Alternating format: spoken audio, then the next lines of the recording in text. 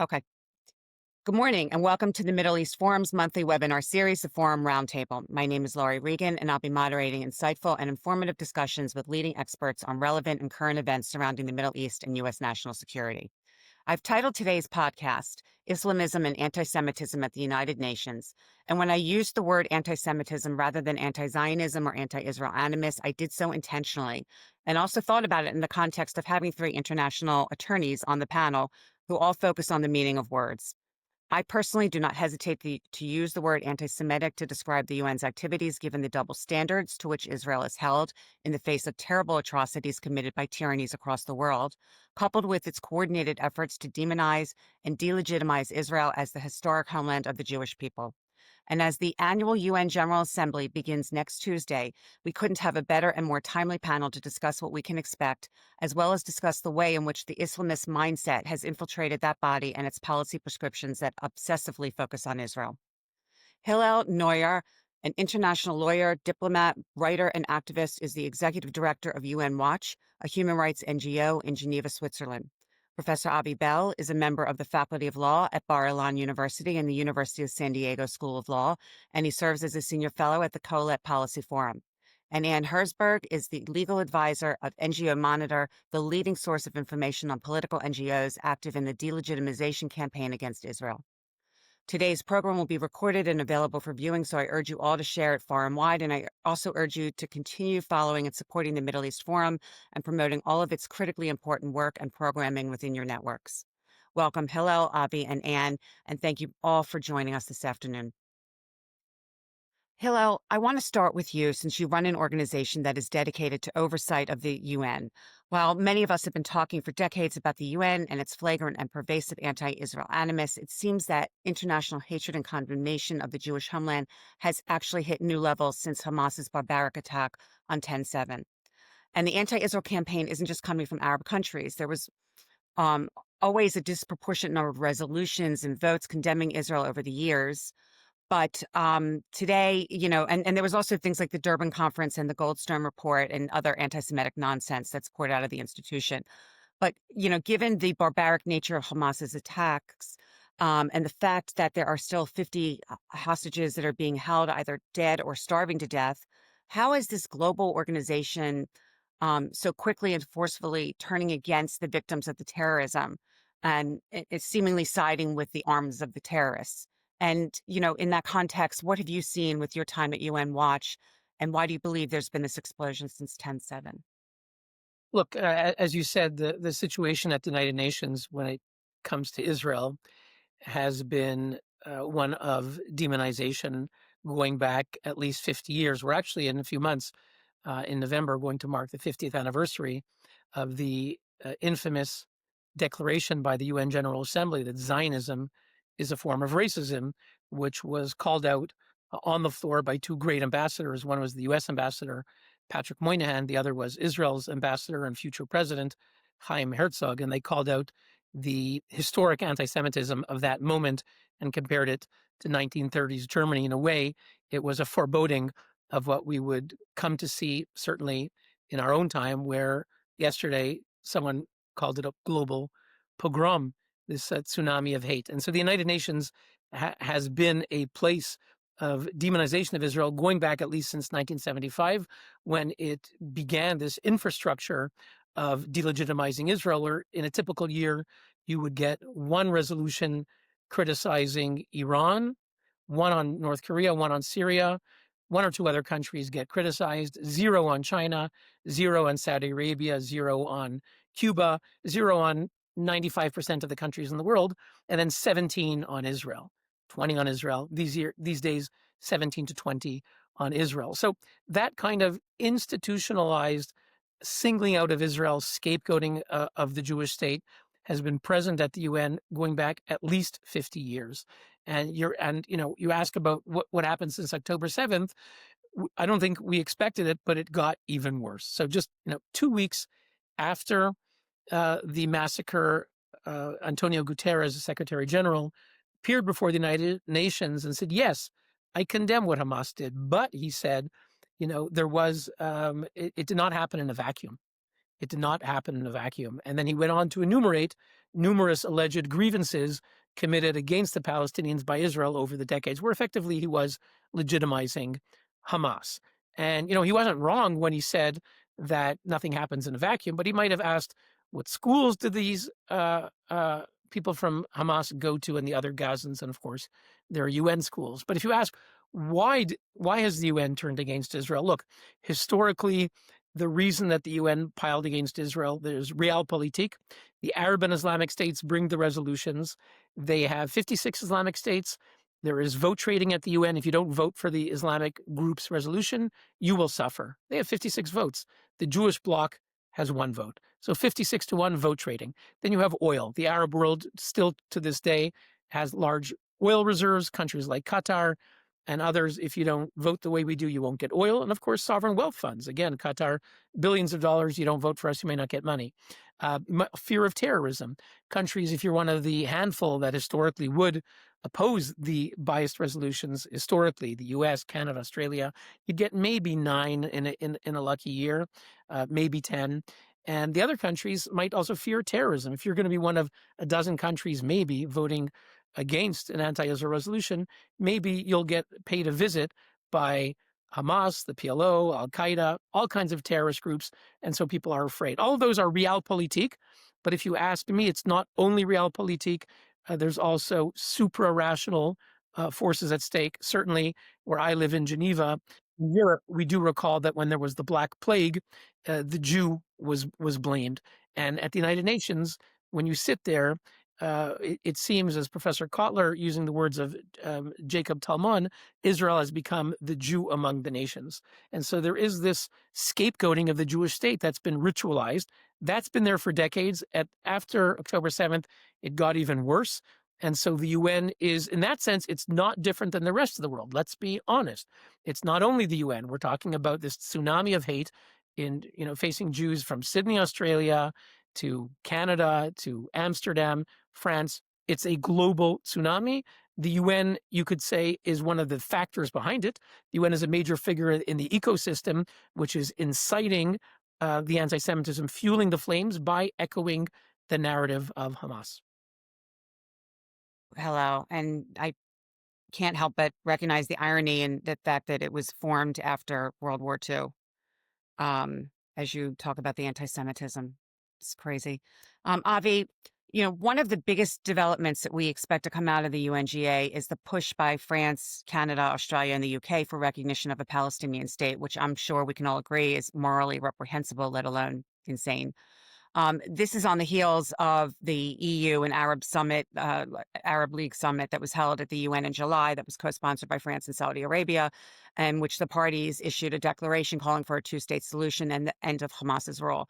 Do you think that Macron, who's actually the one spearheading this initiative, is he pandering to his French Muslim population at the expense of the Jewish population, or is there more motivating these world leaders to take this extreme step? And if so, what could that be? I mean, how do you see this playing out next week? And what does it mean if the General Assembly votes to recognize a Palestinian state, despite the fact that it lacks all of the requirements under international law of a nation state to exist, which includes recognizable borders and a functioning government? And I'll just add that I saw a report that Abbas is, the Palestinian Authority, Abbas, is considering unilaterally declaring the establishment of a Palestinian state at the General Assembly as well. So how does all of this play out, Avi? So thank you for that question. There's a lot there. Let me unpack it a little bit. If it's okay, I'm actually going to begin with Macron. Right. The French government is facing an interesting situation where, after years of not taking serious measures against anti-Semitism and coming under severe criticism from the Jewish community of France, after October 7th, just in the last 2 years, number of recorded anti-Semitic incidents has nearly quadrupled. The French policies have remained the same of not doing enough. Now, the Israeli government, the Prime Minister of Israel, Netanyahu, wrote a sharp note to Macron, asking him to take anti-Semitism more seriously And Macron blew up, saying it's none of your business. And not only that, he said that let's understand that it's Israeli behavior that is, quote, emboldening those who use Israeli behavior as a pretext for anti-Semitism. In other words, the anti-Semitism is Israel's fault. Now, that's if that's not enough, the ambassador, the U.S. ambassador to France, Charles Kushner, wrote a letter, an open letter in the Wall Street Journal, not naming any names, but saying that France should do more about anti-Semitism. And again, the French blew up. This time, the French Foreign Ministry called in Kushner to get scolded for so-called interference in domestic affairs. Now, I think it's pretty clear that the French view their anti-Semitism as a purely domestic affair, which they have. Think of this as sort of a Jim Crow era United States. It's their business how they want to mistreat the Jews, and nobody else should be interfering.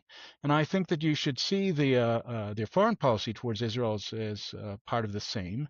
In fact, they say so, right? That they view how the world sees Israel as a pretext that is used by anti-Semites for violent acts against Jews. So that's, I think the way you have to see this is it's part of domestic policy in France, and I think that you can say the same thing in the UK, and you can say the same thing in Australia. There's a domestic policy of being lax on anti-Semitism, and the rhetoric against Israel is part of it. Now you get to the question of recognition of a Palestinian state. So, it's the recognition of a state of Palestine by France is a fairly typical French diplomatic move. Let's understand what it means. It's fairly clear to everyone, including the French, that the Palestinians don't meet the legal conditions for being a state. They don't have, as you said, a government that exercises sovereignty over territory with a permanent population. But the French are not arguing for recognition because a state already exists. They're actually quite open about the fact that they're hoping that a Palestinian state will come into existence, and that by recognizing it before it exists, that recognition of something that doesn't exist will make the thing exist. Now, again, this is sort of a typical French maneuver, stating something we all know not to be true in the hopes that by stating it, we're going to make it true. It's not new for the French. It's not new for the General Assembly either. The General Assembly adopted a resolution already almost a decade ago, actually more than a decade ago at this point, stating that there is a state of Palestine and that it is a non-member observer state in the UN system. Now, the reason that they did so, the reason that the Palestinians, both the PLO and Hamas, are eager to get recognition as a state is in order to carry on diplomatic and legal warfare against Israel. But I have to say here too that the effect of another premature recognition is going to be minimal, because the French and the rest of the states that are doing this already backed up the lawfare plays of the Palestinians. Right? They've already backed, as the ICC has pretended that there's a state of Palestine and used it to issue meritless charge sheets against Israeli figures. So we're not getting into new territory there. I think if you take these kinds of things seriously, then what you have to look at this as is it's obvious that it's intended to be hostile to Israel, but that's a feature, not a bug, as far as France, the UK, et cetera, are concerned. It's an assault on international law. It's really undermining what it means to be a sovereign state and the centrality of sovereignty to international law. Sovereignty has been the central concept in international law since the 17th century, and Now it's not, and it may never be again. And it's unclear how international law, as we know it, survives. Maybe it doesn't, and maybe that's part of the point. I have to say, the French are quite open about their contempt for international law. I'll give you one last example here, and then leave it at that, which is um, when the French blew up at Charles Kushner for scolding them about anti-Semitism, they not only called him in to get scolded by the French, they told him that he was violating the 1961 Vienna Convention on Diplomatic Relations by writing this note in the Wall Street Journal. Now, that's obviously preposterous. Of course he didn't violate it. There's no plausible argument to be made that the Vienna Convention forbids the ambassador to whatever state to write an article in the Wall Street Journal criticizing their policy of discrimination against Jews. Obviously, there's no real argument there. Now, why are the French making it? It's because they don't care, right? For them, international law is simply a rhetorical flourish to accompany their policies, their adverse policies towards Jews and the Jewish state. And it doesn't make a difference who's even raising the claim. They'll do this against Israel. They'll do it against the United States, right? And so they don't care about international law. They don't care that they're destroying international law. What they want to do is continue their agenda regarding the Jews. They're quite open about it. I think that this is a real crisis for those who claim to be champions of international law. If they don't wake up, they're not going to be left with anything.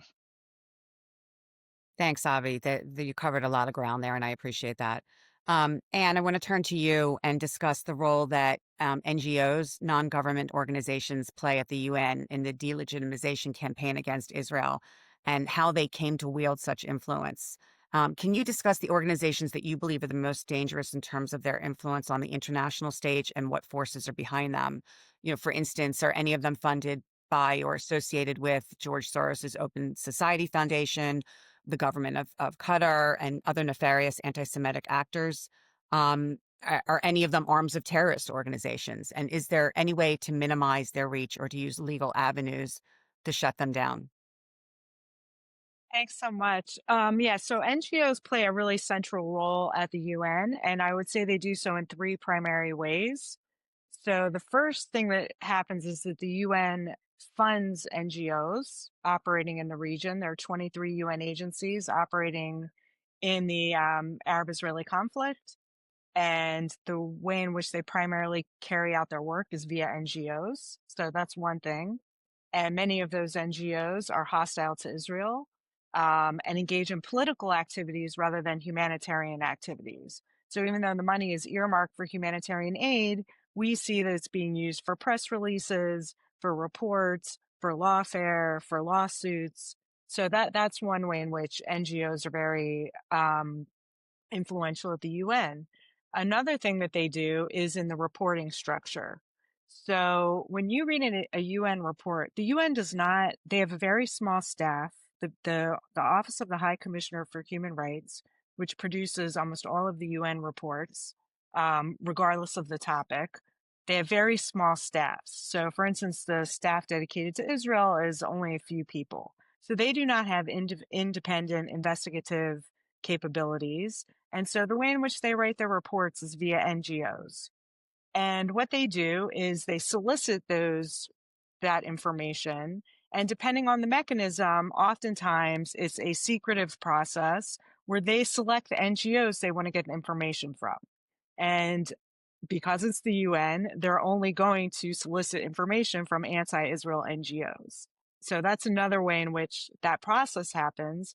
And the thing that people need to keep in mind is you will see a UN report. They won't necessarily cite to the NGOs, but often we know that it's an NGO that's coming from an NGO because we know the claims and the language is almost identical to the NGO reports.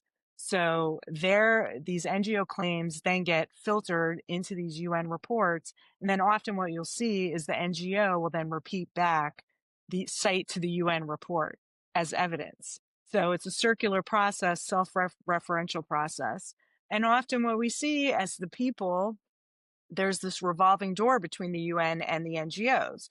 So the former head of Amnesty International also is now or recently stopped being a rapporteur at the UN. Officials in Amnesty International then went and became the Deputy High Commissioner of Human Rights, or high-level officials at the Office of the High Commissioner for Human Rights. So there's this symbiosis between the NGOs and the UN. And then the last thing that happens is the NGOs, and because of the symbiosis, work very closely in driving the agenda of the UN. So in the Goldstone report, for instance, we saw Amnesty, and I believe Hillel, actually, UN Watch recorded this. They had a meeting when the Goldstone report was first convened. They had a meeting to set up their agenda. And at that meeting, Amnesty International passed out an outline for the Goldstone report, which that commission then adopted as its report. Or the Goldstone report relied on 36 incidents in the Gaza war from the 2008-09 conflict. And where did those 36 incidents come from? Amnesty International. So they really are driving what's going on. And then what we also see is some NGOs, it's actually very hard to get status at the UN if you are a pro-Israel NGO, a Jewish NGO, a women's rights NGO. So obviously UN Watch has status and NGO Monitor has status at the UN, but it was complicated, particularly for us to get it. So there is this, I would say, highly disproportionate number of groups that are anti-Israel, because if you are pro-Israel, it's almost impossible to get such status at the UN. And so when you see all the debates taking place on Israel, you might have 70 anti-Israel NGOs speaking and only about 5 or less pro-Israel NGOs. And then also you have big NGOs like Human Rights Watch, Amnesty International, FIDH, which is a big French NGO, get preferential status. So when the Office of the High Commissioner has retreats, they will invite 5 to 10 NGOs to participate in these retreats. And it's only going to be Human Rights Watch, Amnesty, for instance. They get their materials published on the UN website. We or UN Watch wouldn't get our materials published on the UN website. We don't have links to our web pages on the UN website, but these NGOs do. So they really have this favored status, even though they shouldn't, and they're not supposed to. So that's the dynamic going on there, which really feeds into this anti-Israelism, anti-Semitism.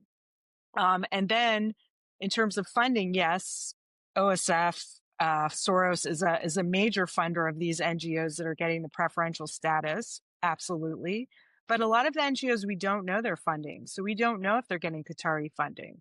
Amnesty International, for instance, is not transparent on its donors. So we know where they get some of their money, but we don't know all of it. And the other thing is the UN does not consider any Palestinian groups to be terrorist organizations. And therefore, they work with many NGOs that are directly tied to the Popular Front for the Liberation of Palestine, but also Hamas. And those NGOs freely operate in Geneva. I see their officials there all the time. They collaborate openly with the Commission of Inquiry that's impaneled right now, with OHCHR when they've been putting out these boycott lists. Of course, Francesca Albanese, she meets with these groups regularly. And there's no sanction for that, even though many of the member states consider these groups to be terrorist organizations. But the UN puts no bar on giving these groups money or closely working with them. So these again are the factors driving the dynamics. That we'll be talking about Francesca Albanese shortly, and it's the information you shared is really amazing. So Hillel, I'm going to turn back to you and ask you to talk about the United Nations Relief and Works Agency, commonly known as UNRWA. I know you've done a lot of work attempting to expose not just the corruption within the agency, but the fact that at this point it's simply an arm of Hamas. It's educated the children of Gaza to hate Jewish and their Israeli neighbors, resulting in complete indoctrination. And I believe that indoctrination helped lead to the October 7th attacks. It's allowed its schools not to just be used as brainwashing centers, but as weapons depots. Hamas is storing missiles under its schools. Its employees have held and may still be holding some of the Israeli hostages. Trump had cut off funding. Biden restarted it. Trump cut it off again, and yet UNRWA is still operational. So can you share with our audience, how how do you see this playing out now that we are trying to cut off funding, terminate UNRWA's mandate, and at least reform it at optimally reform it? Is it possible that if there is a successor organization, it also wouldn't be infiltrated by Hamas or Palestinian Liberation Front or another terrorist organization? What do you see happening going forward? I'll take the last one where you asked, even if UNRWA were to come to an end, and what would happen with its successor agencies? Wouldn't they also be taken over by terrorists? There is a key distinction. I mean, it's true that basically everything in Gaza was subverted by Hamas once they took over the territory some 20 years ago, nearly 2 decades ago, and that doesn't spare really any agency, whether it's NGOs or UN agencies or the media. We actually have a recording coming out in the future by a Gaza peace activist who documents how no camera films anything in Gaza without Hamas giving the okay. And the same goes with basically every organization. They gradually subverted all the organizations. So to come back to your question, one could ask, what utility would there be in, for example, ending UNRWA in Gaza, only to be replaced by another group that would also be subverted by terrorists? Now, let's just stipulate and recall that UNRWA is present in numerous different areas in the Middle East. They are present in Judea and Samaria, the West Bank. They are in Jordan, quite significantly, about 2 million Jordanians who are Jordanian citizens and yet receive UNRWA funding and services. You have in Syria, and you also have in Lebanon, all of this in addition to Gaza. But just looking at Gaza, even if the current work that UNRWA was doing were to be replaced by another agency, whether it's UNDP or UNHCR or whatever UN agency, that would already be an accomplishment and it would be progress. Why is that? Because one of the problems with UNRWA is its mandate. It's not only the fact that UNRWA staff were involved in terrorist acts and support terrorism and so forth, but the very raison d'etre, the very purpose of UNRWA is to dismantle Israel. And let's recall that UNRWA is premised on the idea of a right of return. It teaches Palestinians, those who are of Palestinian descent, for example, 2 million Jordanian citizens who've been citizens for decades, that your home isn't here in Jordan or your home isn't here in Gaza. Now, I've been to Gaza years ago. I was in Gaza, and they have beautiful beaches there. All right, Gaza, when Trump said it could be a Riviera, he's not wrong.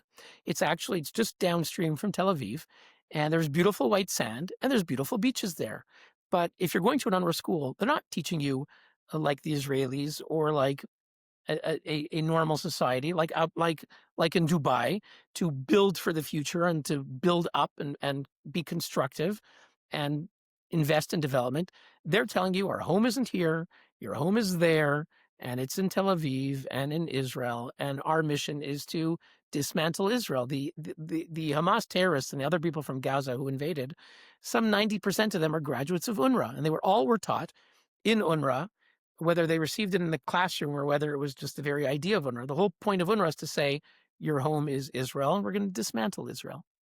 So even if UNRWA were to be replaced by another UN agency and it was subverted equally by terrorists, that would already be progress, because just the removal of UNRWA is a very powerful statement. And that's why Hamas and the other terror factions say that the very existence of UNRWA is witness to the injustice. And I can quote Pierre Krahenbuhl, who's the former Commissioner General, who says on TV, he says, no, UNRWA is not only about, and they say this, the various Europeans who are in UNRWA or funding UNRWA will say it. UNRWA isn't only about humanitarian aid. In fact, it's not the main purpose. Anyone can give out boxes of food. And Krahenbuhl, the former Commissioner General of UNRWA, said, UNRWA is about being a witness to the injustice that you suffered in 1948. Israel's creation is an injustice. That's the message of UNRWA. So UNRWA has to be removed. To date, the U.S. has cut funding. They're at zero. They were giving more than $300 million. It's zero. The Netherlands voted to begin defunding UNRWA. Hopefully that'll stay in place. There'll be an election, I believe, in October. We'll see what government takes over. And Sweden cut all their funding for UNRWA, which was quite substantial. I think it was about $60 million. They were the fourth largest funder. But that's it. The rest of the world is funding UNRWA. Sadly, my home country, Canada, funds UNRWA. Australia, France, the UK, they're all funding UNRWA. So UNRWA still has over $1 billion, and it's still present in all those places. Israel passed 2 laws to restrict some of its operations, but it's really, so far, hasn't had, as far as I can see, significant impact. UNRWA still exists. So what do we need to do? We need to tell the truth. We have a major report coming out in mid-September, which documents how the entire UNRWA education system has been subverted by Hamas. That's in Gaza and in Lebanon, for example. So some folks may know, but many don't, that the head of the UNRWA Teachers Union in Lebanon, overseeing 2,000 UNRWA teachers, himself a school principal of UNRWA, was the head of Hamas. I'm going to say that again. The head of the Hamas terrorist group in Lebanon was a UNRWA teacher, school principal, and the head of 2,000 UNRWA teachers. Israel eliminated him with a missile in, I think it was September 30th, 2024, approximately. And that day, Hamas said, Israel killed our leader. Now, in the report that's coming out, I didn't trust my researcher. I said, maybe it meant a leader. Maybe we didn't get the Arabic right. And I went, and Hamas said, our leader in Lebanon. And the IDF and the Shin Bet said, today we eliminated the leader of Hamas in Lebanon, Fathi Sharif. And Hamas put out a video, 3-minute video, of this UNRWA teachers union leader, school principal, walking around with, armed bodyguards. He wasn't hiding it. He was hiding in plain sight. And pictures of him with Ismail Haniyeh, who was visiting Lebanon.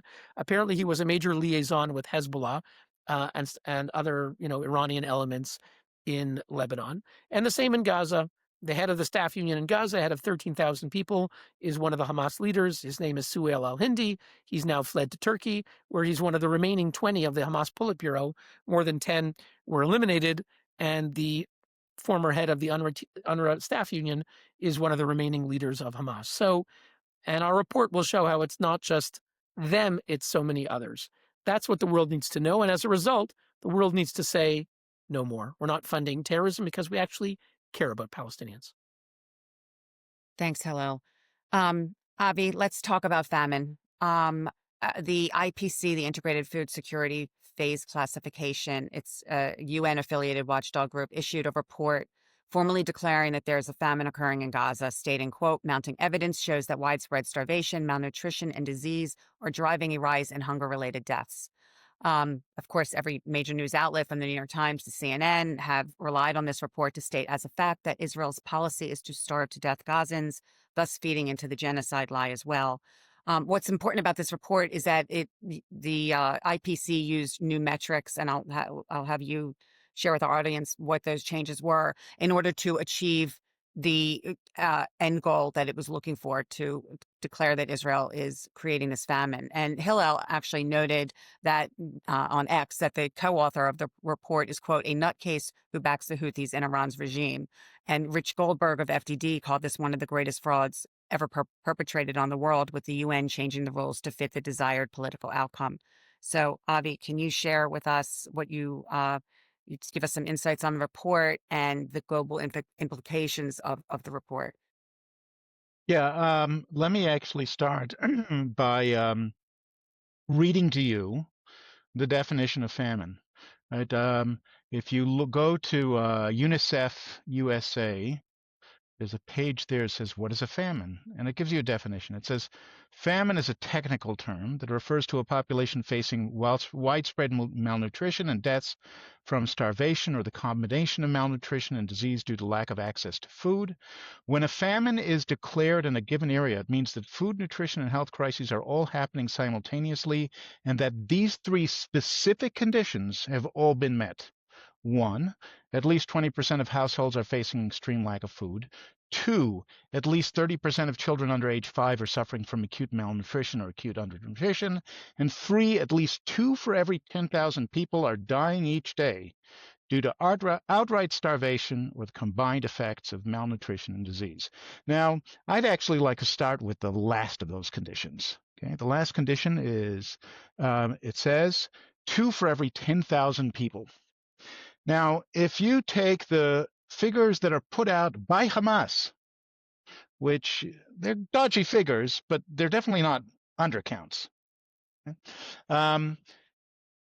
If you take them and you double them, and you assume that every combat death, every accident, every death in the Gaza Strip is due to hunger or malnutrition, you still don't fulfill the third condition. Okay, it is very, very, very plain that the definition of famine is not being met in Gaza. Right? There is no famine in Gaza. That's the fact. Now, the IPC report quotes this definition. Now, it gives them its own set of dodgy numbers to try to get around other stuff. So it tries to say that really we don't need, X number, we only need Y number, but it doesn't even address this one, right? There is a minimum number of deaths that are expected from malnutrition and starvation every day in order for there to be a famine. The IPC doesn't even bother addressing it. It's very clear that it's not met. Right now, so why are they doing this? And the answer is that it really has nothing to do with the scientific phenomenon known as famine. Famine is it's a technical term. We know what it means, right? It's like saying that there's an epidemic, right? There's a definition of it, and then there's a playbook about what to do about it, right? There isn't a famine in Gaza. And anyway, they're not interested in the playbook for it, right? So they're not going, the IPC and other organizations that are claiming there's a famine in Gaza, they're not interested in getting food to people in order to alleviate hunger. What they're interested in is twofold. And I can actually, I won't give you the name of the individual. I can't remember at the moment. She's the head of a center at Rutgers, but she put out this statement on the report and said it's very clear there's a hunger. There's 2 things we have to do immediately, and I think this is fairly typical. She says the two things we have to do is cut off all assistance to the Gaza Humanitarian Fund. And number 2 is we have to bring war crimes prosecutions against Israelis. Now, neither of these involve supplying food, obviously, to Gazans, but that's not the point here. The point here is to restore supply lines to Hamas. Now, the reason there has been a difficulty with humanitarian aid in Gaza Strip is because Hamas uses the supply of humanitarian aid as its private supply line. It steals it, it sells it, or it keeps it for its own terrorists. This has been going on since the outset, and the irony here is that the state that has done the most to maintain supply lines has been Israel. It's been doing this since the very outset. And the Israel has been open about its calculations to try to make sure that enough food and supplies get in so that there will not be a situation of famine or mass hunger. And it's done this with a high degree of success, notwithstanding the fact that since the onset, Hamas has been stealing the aid. Now, what apparently has led to this new flood of accusations, although they're not entirely new, because Israel's been accused of starvation since the beginning, since the Hamas invasion of Israel, since October 7th, 2023. But what's feeding this new wave is that Israel's try to develop, together with the United States, a new delivery mechanism that cuts Hamas out of the picture, that prevents it from using humanitarian supplies as its own personal terrorist supply line. And It is that led to this explosion of new fake charges about famine and hunger. And I have to say, to my great regret, they were very, very successful. And so now Israel is allowing, in addition to the supplies that are pouring in through the GAHF, it is allowing the restoration of supplies that are now going directly to Hamas and supplying Hamas for its acts of terror, for its fighting against Israel, and the rest. Now, that I have to point out is blatantly illegal. Right? Providing material support to a terrorist organization is not only unlawful under the domestic laws of basically every country that concerns us, it's also a violation of international law. It violates Security Council Resolution 1373. It violates various treaties like the International Covenant for the Suppression of Financing of Terrorism. And according to some opinions, including an opinion of the Special Tribunal in Lebanon, it violates international customary law. It's clearly illegal. But the UN is not particularly interested in illegality. It doesn't bother the United Nations that it is unlawfully giving aid to a terrorist organization. What it is interested in doing is participating in this campaign against Israel and to supply the terrorist organization. And so when you see the famine claims, what you're seeing is something that very clearly is not a famine under the generally accepted meaning of the term. What you're instead seeing is a campaign to A, supply the Palestinian terrorist organization Hamas, and B, put together false charges against Israeli Jewish officials. And I want to spend some time discussing the double standards that Israel is constantly held to. And, Avi just discussed the way that famine has been redefined in order to demonize Israel, among other reasons. But also, there's other double standards that Israel's held to. There was a reporter who was questioning a UN rep about the fact that the UN claims that Israel must guarantee the safe delivery of humanitarian aid to Gaza. We just discussed that in depth, but what other nation in the world is required to feed its enemies when it's a time of war? The Palestinian refugee status is something where there's a blatant example of how the UN and international community hold one population to a different standard than another. Can you spend a couple minutes discussing this? And are there any legal remedies for some of this? Yeah, sure. So there's so many examples of it. I mean, famine, definitely, but even in this war, genocide, we've seen that double standard. Before that, apartheid, settler colonialism, pretty much any terminology that's being invoked in the conflict is being applied in a way differently when it comes to Israel as it is applied by international courts, by domestic courts, by NGOs in other situations. Collective punishment is another prominent example where we had looked at how Human Rights Watch had defined the term more broadly and how it defined it when it came to Israel. So when you looked at how they were using that term in, let's say, Ethiopia or in Somalia, they were applying the international definition. But when it came to Israel, they made up a much broader definition that had nothing to do with what the term actually meant. And there, again, I could come up with 100 different examples.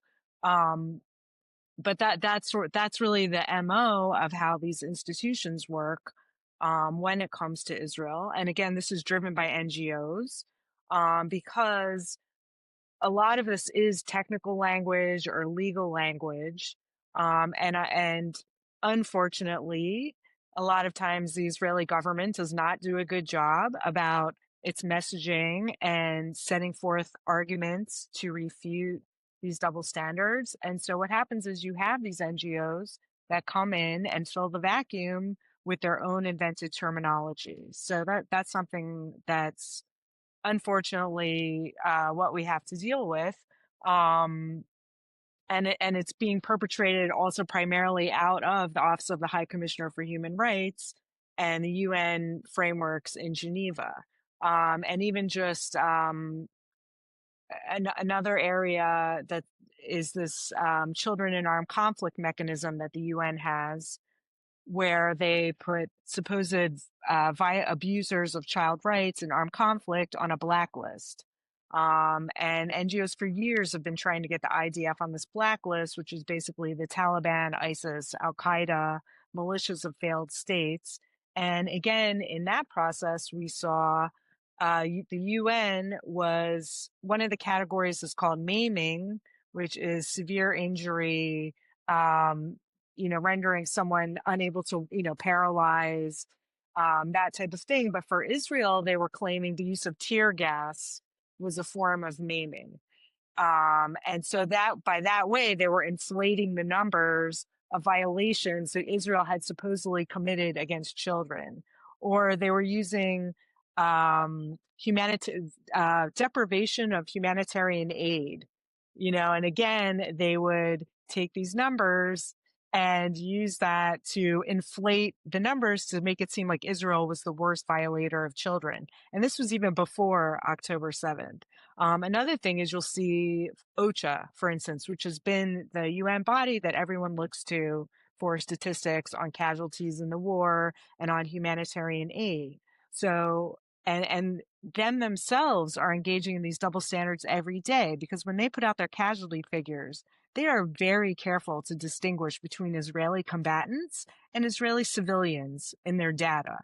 But when it comes to the Palestinians, they just say, whatever they're saying right now, 50,000 casualties. They make no distinction between combatants and civilians. Again, to portray Israel in the most nefarious light it possibly can, to inflate the numbers and to distort the data.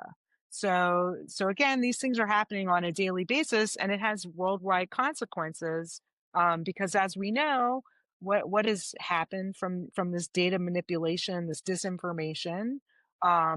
We have arms embargoes now.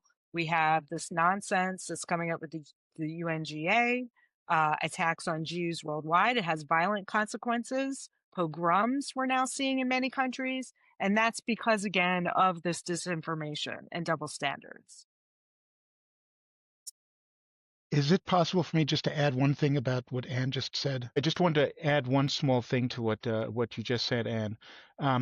It's important to note that when you get to figures like, let's say, OCHA, right, the UN organization that's giving us casualty figures, it doesn't actually have any independent ability to get figures. It's not measuring anything. The UN figures are coming straight from the Palestinian terrorist organizations. Here and in every other case, it's all just citation laundering. So it's not the way to think about it. Like, is OCHA doing this in order to make Israel look bad? I mean, of course it is, but OCHA is doing this because it's just acting as a tool of the Palestinian terrorist organizations that are trying to make Israel.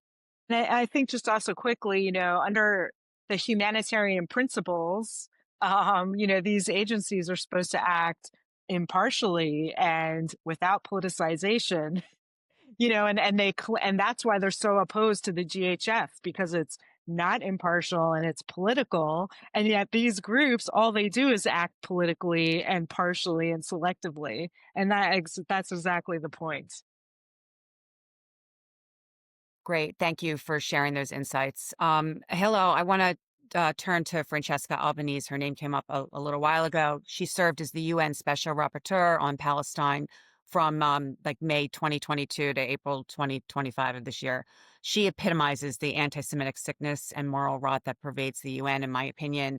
But she also is a good example of the role that Islamism plays in the mentality of those in power there. Your UN Watch just put out a report on her entitled Nothing to Hide, how the UN and Francesca Albanese engaged in a cover-up to conceal her funding by pro-Hamas lobby groups.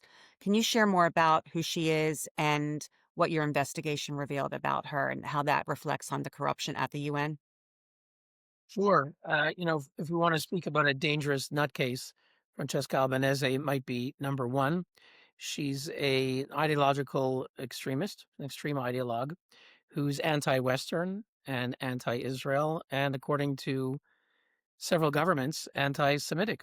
She's the UN Special Rapporteur on Palestine, which means a monitor, an investigator, who is supposed to actually conduct research and to do so with restraint and moderation, to be sort of a serious researcher. She doesn't do any of that.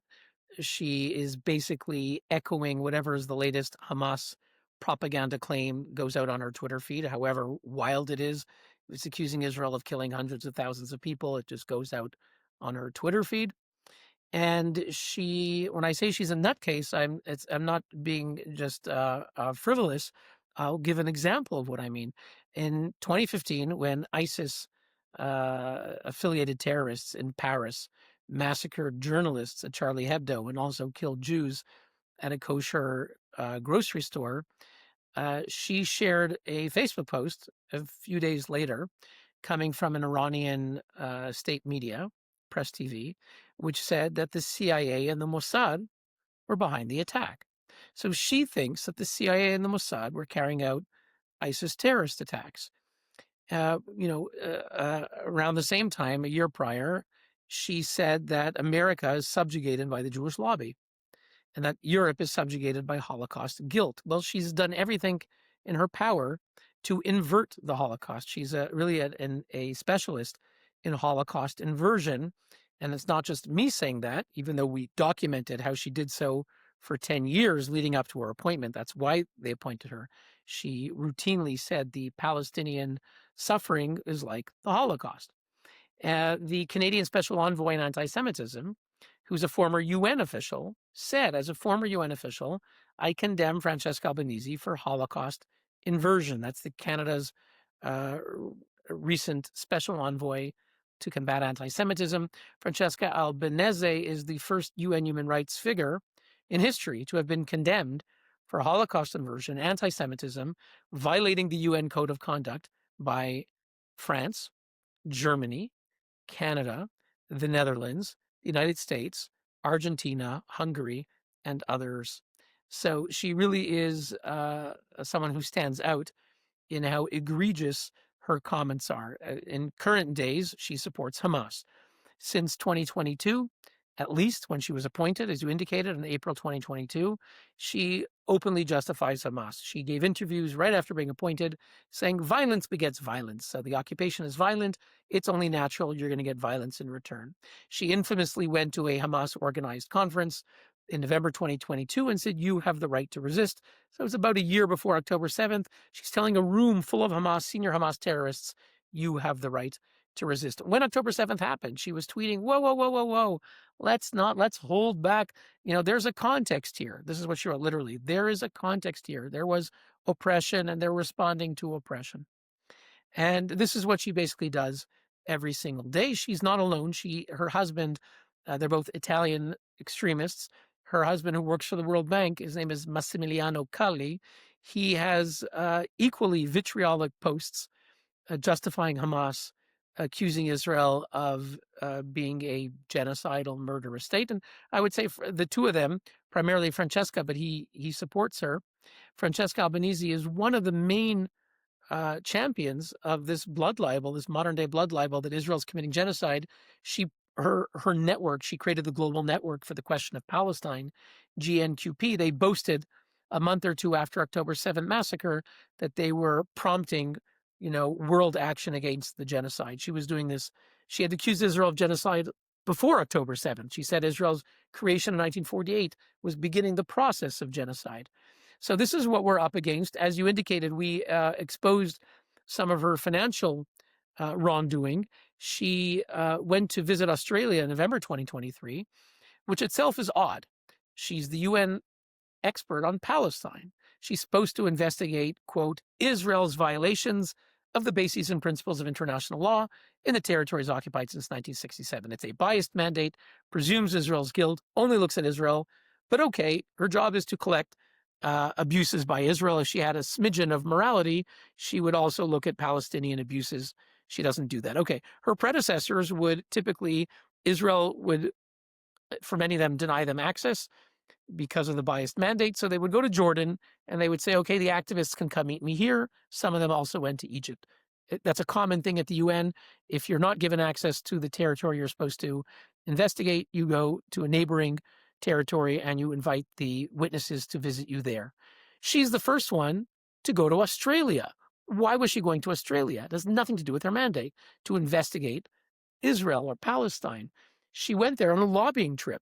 She was promoting propaganda, helping fundraise for Palestinian groups, and lobbying the New Zealand Pension Fund. She went to Australia and New Zealand, lobbying the New Zealand Pension Fund to divest from Israel. We asked who paid for the trip. Where are the receipts? How much did it cost? She lives in Tunisia. It's probably $20,000 with her assistant, flying to Australia, business class hotels. She wouldn't give us any receipts. She said the UN paid for it. Well, guess what? A UN committee of her peers, of about 5 of her peers, confirmed that actually external groups paid for her travel within Australia, within New Zealand.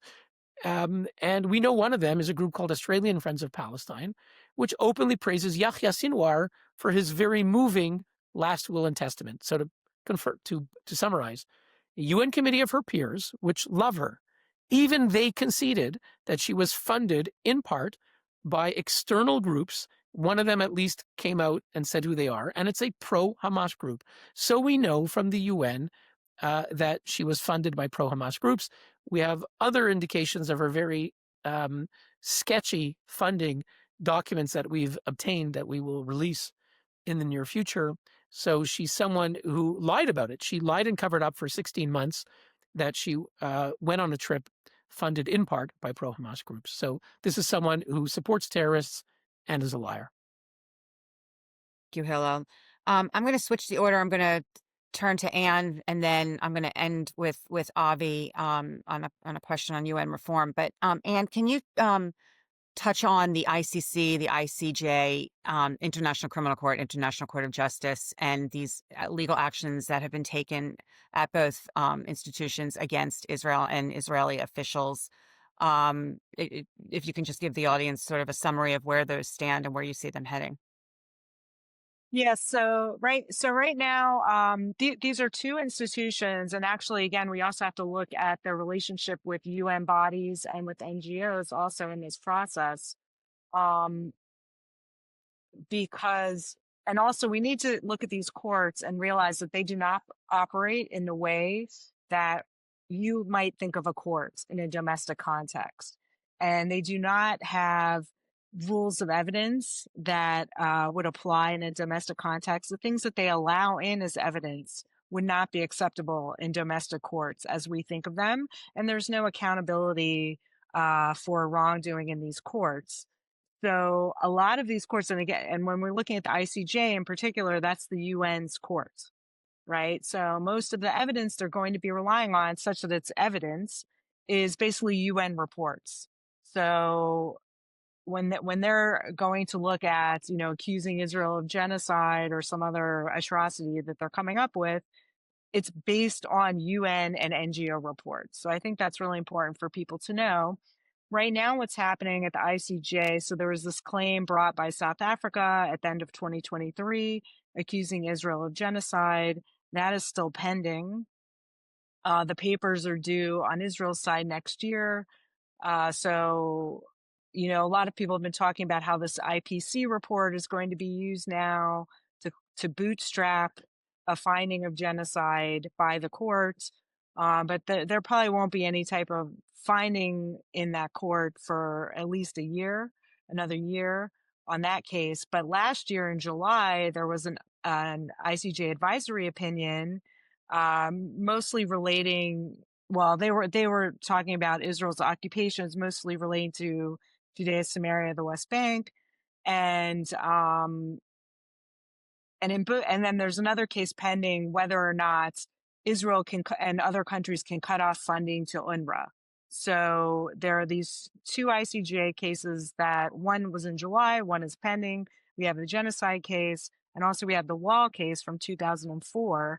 And although it's a UN court, so it's not binding these decisions, many of the countries, particularly in Europe, are using these pronouncements from the ICJ to support boycott decisions, arms embargo decisions. The pension funds in Norway, other Scandinavian countries are using these decisions. So even though, again, they're not binding, they're not court, real official court processes as we would think of a court process, they do have negative impact that way. And I think that's only going to increase, in the coming months. And then at the ICC right now, so there are these two outstanding warrants against Bibi and Gallant, but the prosecutor Karim Khan right now is currently on leave because he is being accused of actually rape. When you read the charges against him, it's egregious sexual harassment. But when you read what in some of the news accounts in the Wall Street Journal and elsewhere, what he was being accused of sounded an awful lot like rape. So we don't know what's going to be happening with that. But there have been a lot of other things surrounding that.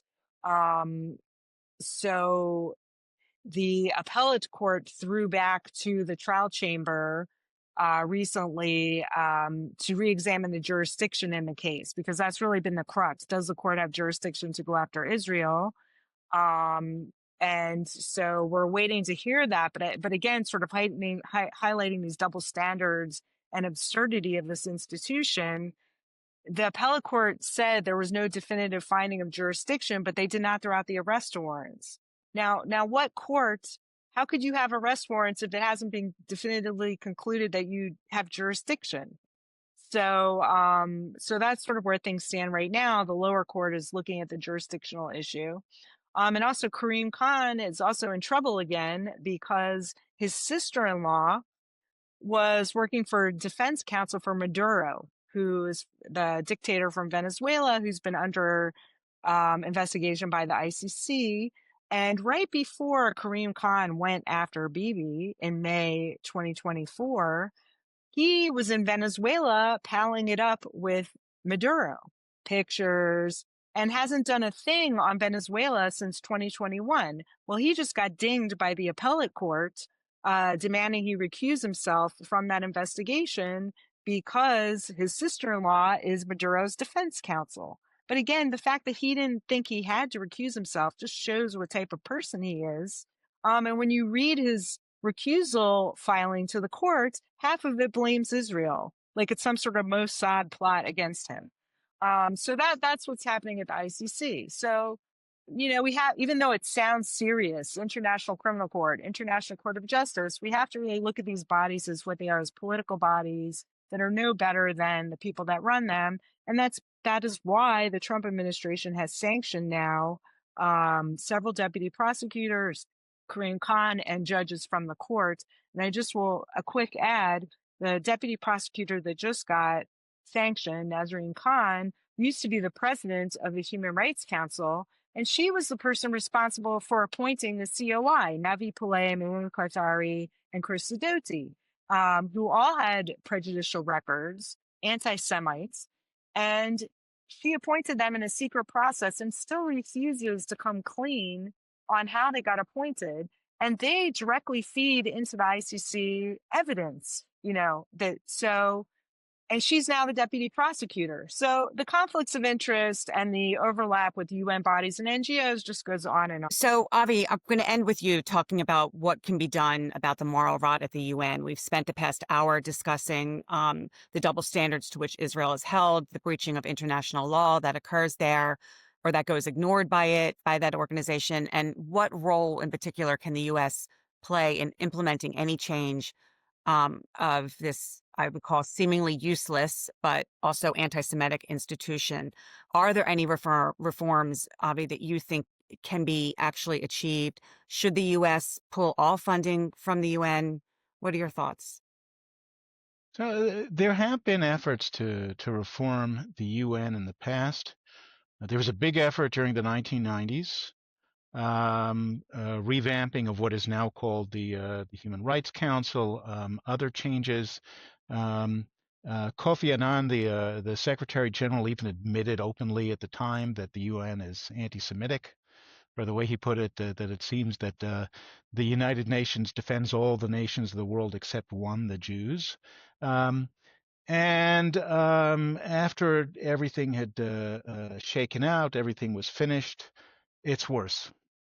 Right, the reforms of the 1990s and the 2000s were a complete and total failure, and I think that's the nature of the beast.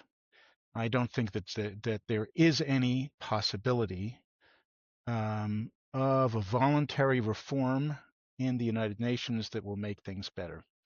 So what can be done? Now, there's a saying that's attributed to Al Capone that you can get a lot more with a kind word and a gun than you can get with a kind word. And there is room for thinking about coercive measures, obviously not violent measures, but the United States during Trump's 2 terms has imposed some very severe sanctions on the ICC, the International Criminal Court. And at least in one case that had a salutary effect, the ICC was moving towards charging American soldiers for alleged crimes in Afghanistan without jurisdiction because the United States is not a party to the Rome Statute. And while they'll deny it, it's very clear that because of the sanctions, the ICC dropped this effort. I also have to say, by the way, that when the sanctions disappeared under the Biden administration, the ICC started considering again whether it was going to open up charges against Americans. And so if there's going to be coercive measures against the ICC, against the UN, against the ICJ, they have to be consistent, biting, and long-standing. And then even then, I'm not sure that'll be enough. I'm not sure that there is within the UN system the ability to reform, even if they should decide that the sanctions are too extreme. For example, they're exposed to lawsuits for all their wrongdoing, much of which is criminal. Right? If they're exposed to lawsuit, will that change the United Nations? And I'm not sure the United Nations is capable of change, even if it's coerced to consider it. And we have to think about, this is not the first time that there's been an attempt to make what they call a liberal world order with international institutions that resolve conflicts peacefully according to international law. Such a system was created in the wake of World War I. Its chief institution was the League of Nations, and the League of Nations fell apart. It fell apart in the 1930s. It's the fact that it fell apart was not formally acknowledged until 1946, but it stopped having even the pretense of any effectiveness. It was helping the bad guys. Everybody could see that, and there is near universal refusal to cooperate with it at a certain point. And I think that we've reached that point with the United Nations where its ill effects and ineffectiveness are clear. And what's required now is for people of good conscience around the world to understand that it's gone the way of the League of Nations. It's outlived any possible good use, and it's time to put it to bed. And I don't imagine it'll go to bed quickly, but I think that if there is growing refusal to treat it like a serious organization, the way there was with the League of Nations, over time, the United Nations will wither away. And it's unfortunate, right, that yet again, this attempt for international institutions has failed. And it failed. The World War II round failed just like the World War I round, but it did fail. And it's time to acknowledge that. Hillel has been in his job at UN Watch for decades. And it's not Hillel's fault that things have gotten worse rather than better. Hillel, you have anything you want to add before we come to a close? Well, I'm not sure Avi's right. I'm sure it's partly my fault. Some people believe in conflict resolution, and I'm conflict production. So who knows? Maybe it's my fault. But no, there's not much to add. I agree with most of what Avi said. When they talk about UN reform, it's usually laughable. And I first say you don't need reform to be decent, right? Right today, several members of the UN Human Rights Council from Western European countries can introduce a resolution on 1 million Muslim Uyghurs who have been put in camps, and they're not doing it. And you could go through the list. They could introduce a resolution on teenagers in Cuba who are in prison because they stood up for freedom several years ago. You go a long line of things. They can denounce the anti-Semites that we mentioned, and they don't do. They could keep their own rules. You mentioned Albanese, your term ended around April 2025. According to the UN, it was renewed, but there was no renewal. There was no vote. And according to the UN, has only one resolution on renewal of term members, and it says if there are no objections, it happens automatically. But there were objections. Israel, Argentina, Hungary, and anyone can send an objection. We did 60 pages. The House Foreign Affairs Committee chairman, Brian Last, sent in a detailed objection, and they flushed them down the toilet. They said, we're going to give it to a committee. That's not in the resolution, the committee of her peers, which a few months later said, oh, no problem with her at all. So even their own rules, the decent countries, the Swiss chairman, failed to respect their own rules. So before we even talk about reforming the Security Council and this and that, just do what you can do now. And sadly, most of the countries just go along to get along. And that's why we have the UN that we do. Can't thank you all enough. And you're shaking your head in agreement as well. This was a really important conversation. I think the timing ahead of the UNGA is really terrific. And thank you all for taking the time to join us and our audience today. And I thank all of our audience members for watching. Please do share this forum wide. I think this was a really important discussion. Everybody have a great afternoon. Thank you.